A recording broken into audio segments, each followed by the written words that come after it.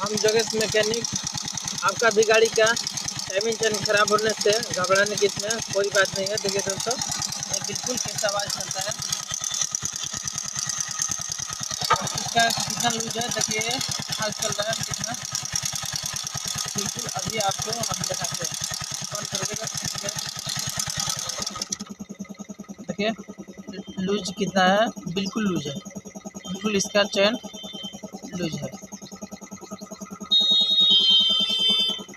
ऐसा आवाज़ करने से आपको घबराने का कोई बात नहीं है, बिल्कुल ये ठीक होता है। ये चैन मात्रा चेंज करना पड़ता है और इसका आवाज़ भी देखें आपको सुना के, और एक बार और बात सुनाते हैं। बिल्कुल देखिए कैसा आवाज़ करता है, इसको चेंज करने से आवाज़ बिल्कुल ठीक हो जाएगा। 100 किया था इसे।